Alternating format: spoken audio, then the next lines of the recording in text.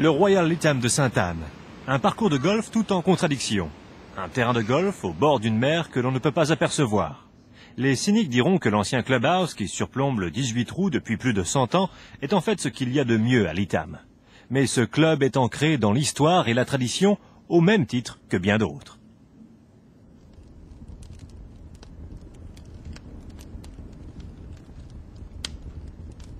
Parmi tous les champions de l'Open que Lytham a produit, un seul Américain, le grand Bobby Jones, en tant qu'amateur en 1926.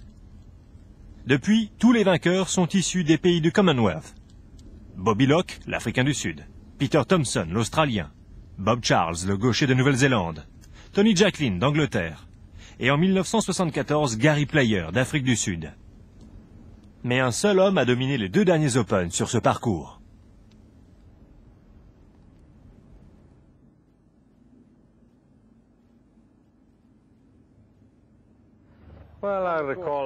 Je me rappelle frapper mes premiers coups très forts, mais de toute évidence, je faisais des coups d'approche fantastiques, surtout en puttant. Les putts et mes pitchs étaient excellents.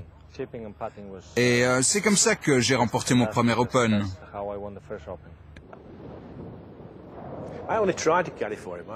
Vous savez, tout ce que j'ai fait, c'est lui servir de caddie. J'ai suivi, c'est tout. Ce sac était lourd.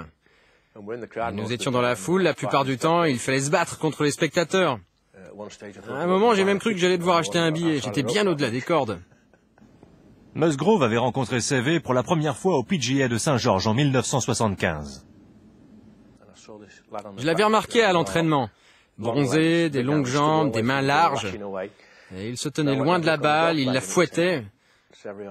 Je suis allé jeter un coup d'œil à son sac. Severiano Ballesteros, c'est ce qui était inscrit dessus. Un lien quelconque avec Manuel, j'ai demandé. On m'a répondu, ouais, c'est son frère. Quel âge a-t-il? 18 ans. 18? Eh ouais, c'est ça. Alors j'ai appris à le connaître et un an plus tard, Manuel m'a dit, je peux faire le caddie pour mon frère, il joue bien. Et c'était en 1976.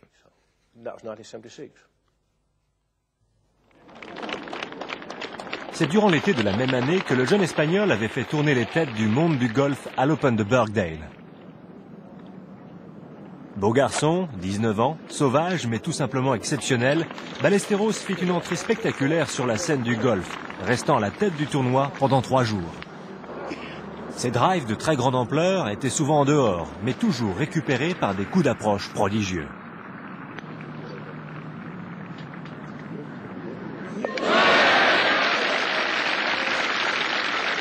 Ses putts étaient exceptionnels, et même s'il dut s'incliner devant ceux de Johnny Miller le dernier jour, c'est sa vision du jeu et sa technique avec le wedge qui est devenue son image de marque. C'est ce qui secoua le monde du golf au 72e trou et le mit à égalité avec Jack Nicklaus pour la 2e place.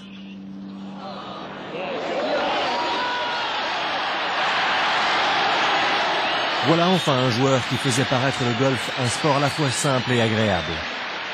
3 ans plus tard, il avait rendez-vous avec son destin.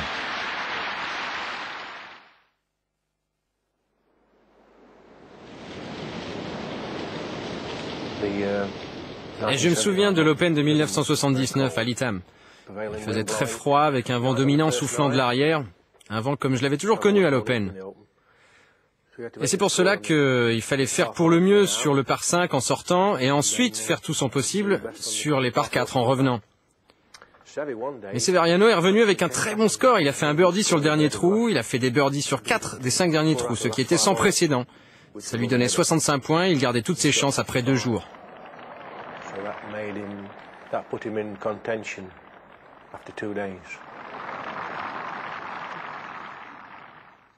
Seve joua les 2 derniers jours contre Hale Irvine. Irvine avait mené la compétition de bout en bout depuis le début de la semaine, et Seve devait logiquement être battu. La logique, c'était qu'il ne gagne pas ici.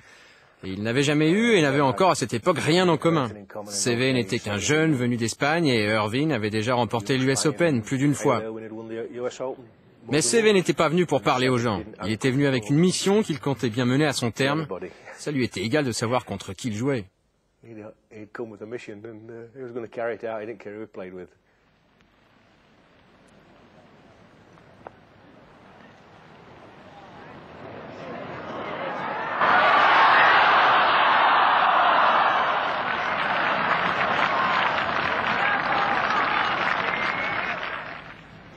Cette fois, Ballesteros allait entamer le dernier tour avec la pression qui pèse sur le leader. Tout était prêt pour le dernier acte.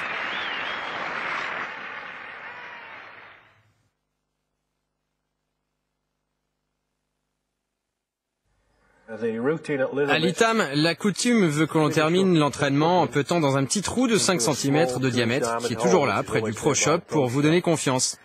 Et bien sûr, lorsqu'on arrive sur un trou de taille normale, c'est totalement différent. Et donc le dernier jour, il s'est entraîné à de longs putts parce qu'il ne s'attendait pas à s'approcher si près du drapeau. Alors d'abord, il a vérifié la girouette, et puis il s'est dirigé vers le tee qui est placé entre les arbres. Et Roberto De Vicenzo, qui était dans le chemin, près du premier tee, lui a dit « Joue-le avec ton cœur ». Alors, CV a posé 2 questions. D'abord, à quelle distance est-on? Et puis, d'où vient le vent? Et il a estimé qu'il était un peu plus fort en ce dernier jour, et il a joué le coup avec un fer 7, plutôt qu'un 6.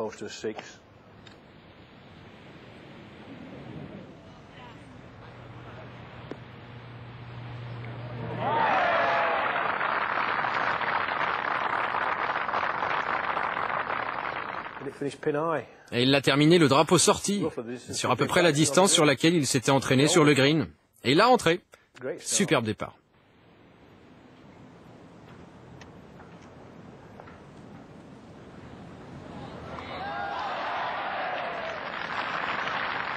Irvine le fit en 3, mais n'obtint qu'un double bogey sur le deuxième trou.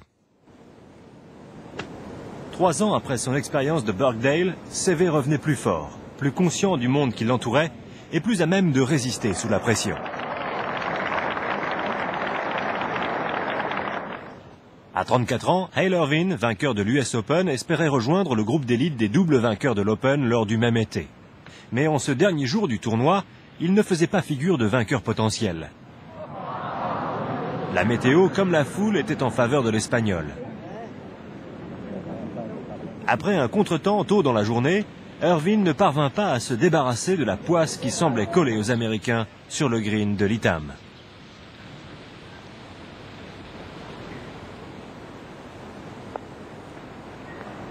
Tandis qu'Irvine devait se contenter d'un 6, CV fit le part en 4 coups et s'octroyait pour la première fois dans le tournoi la première place au tableau.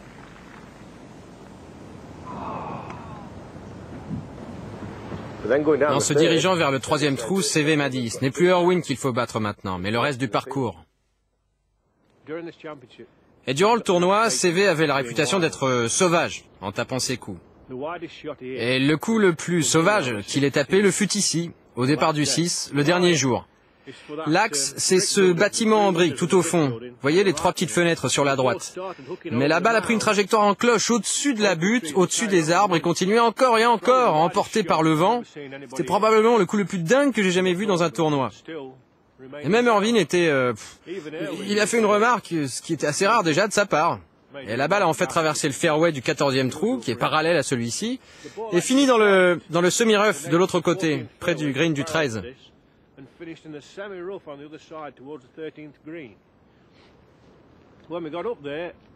Lorsque nous sommes arrivés sur place, ça représentait un coup finalement, avec un fer 8 ou 9 pour atteindre le green. Mais les spectateurs nous tournaient le dos, alors il a fallu jouer le deuxième coup au-dessus de leur tête. La balle est passée au-dessus du green, elle a roulé le long de la pente et elle a rebondi. Il a fallu putter 2 fois pour finir avec un 5. Elle était déçue, mais qu'est-ce que c'était drôle.